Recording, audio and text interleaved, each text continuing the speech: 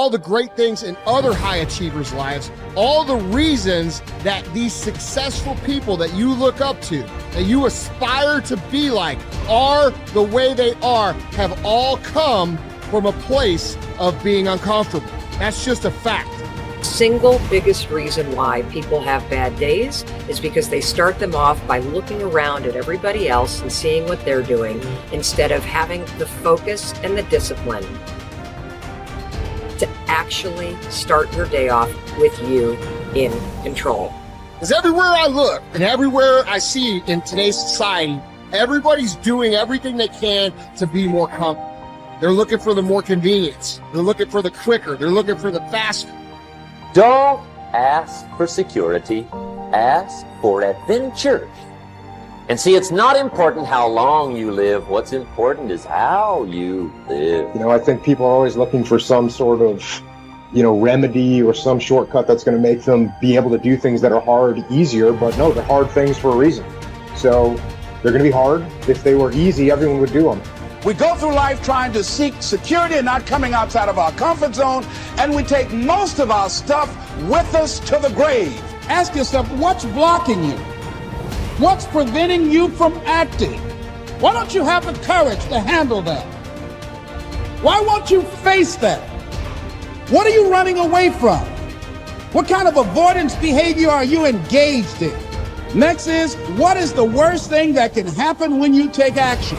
But you have to make a conscientious decision that you're going to change. And it's not dependent on anybody else. Self-discipline begins with the mastery of your thoughts. If you don't control what you think, you can't control what you do. Understanding how to set up daily routines with alternating brain and body training and killing procrastination. Each and every day that you are breathing in this world, each and every day that you are doing something in this world, you should be focusing on getting better, not worse. Show me your character. Remain disciplined. Stay strong. When it all seems hopeless, keep plugging away.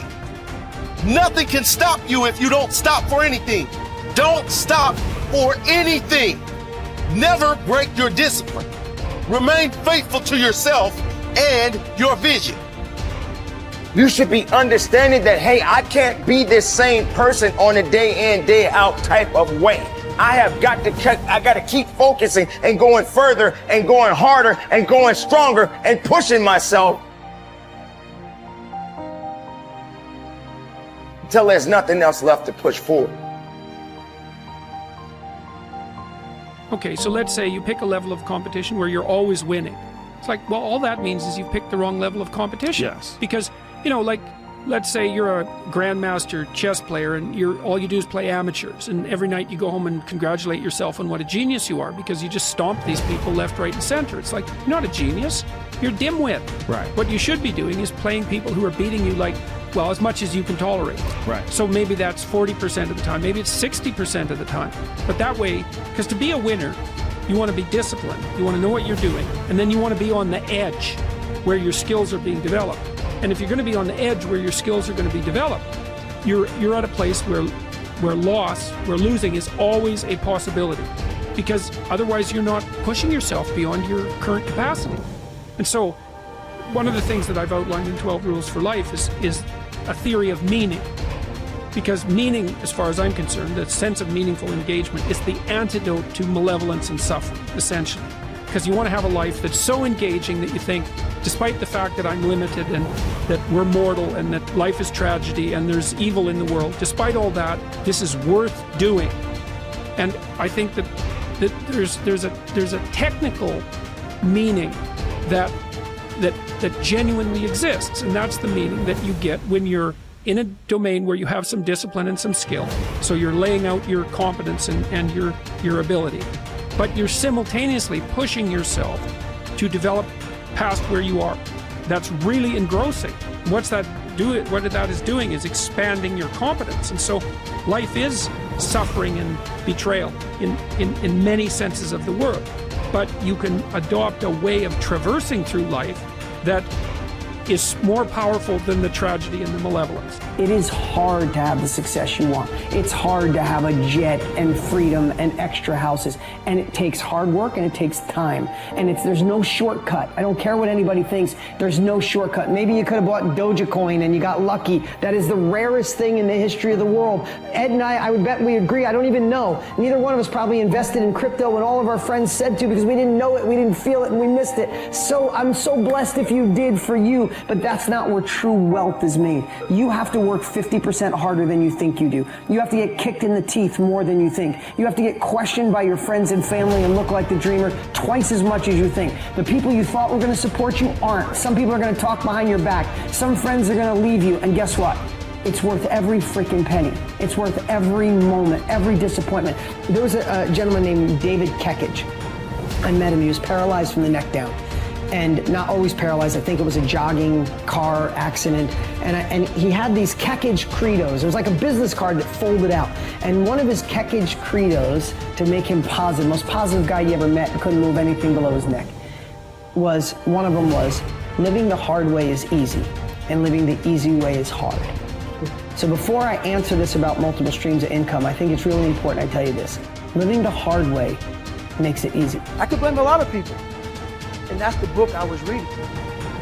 And I put it off on everybody else. It wasn't until I said, you know what, for me to fix this, I gotta read what the f is wrong with David God. Not blame anybody.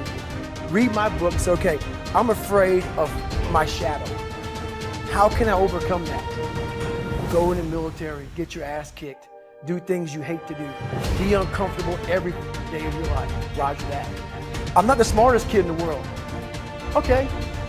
Instead of somebody saying, oh no, you're smart. No, don't say that to yourself. I said to myself, no, I'm a dumb motherfucker. Okay, roger that. How you get smarter? Educate yourself. So the things that we run from, we're running from the truth. We're running from the truth, man. So the only way I became successful was going towards the truth. As painful and as brutal as it is, it changed me. It allowed me to become, in my own right, who I am today. If you do what other successful people do over and over again, nothing can stop you from eventually enjoying the same rewards that they do. But if you don't do what successful people do, nothing can help you. Success is not an accident. Sadly, failure is not an accident either. You succeed when you do what other successful people do over and over until these behaviors become a habit. Likewise, you fail if you don't do what successful people do. In either case, nature is neutral. Nature does not take sides. Nature doesn't care. What happens to you is simply a matter of law. The law of cause and effect. You can look at yourself as a machine with a default mechanism. Your default mechanism is the almost irresistible attraction of the expediency factor. In the absence of self-discipline, your default mechanism goes off automatically. This is the main cause of underachievement and the failure to realize your true potential. When you are not working deliberately, consciously, and continuously to be and have those things that constitute success for you, your default mechanism is at work. You end up doing those fun, easy, and low-value things in the short term that lead to frustration, financial worries, and failure in the long term. One of the most important requirements for success, once you have decided what it is that you want, is the quality of willingness. Successful people are willing to pay the price, whatever it is and for as long as it takes, until they achieve the results they desire. Everyone wants to be successful. Everyone wants to be healthy, happy, thin, and rich. But most people are not willing to pay the price. Occasionally, they may be willing to pay the price, but they are not willing to pay the whole price. They always hold back. They always have some excuse or rationalization for not disciplining themselves to do everything that they need to do to achieve their goal. How can you tell when you have paid the full price of success? It's simple. Look around you. There it is. You can always tell how much of the price of success you have paid by looking at your current lifestyle and your bank account. By the law of correspondence, Your outer world will, like a mirror, always reflect the person you are and the price you have paid on the inside.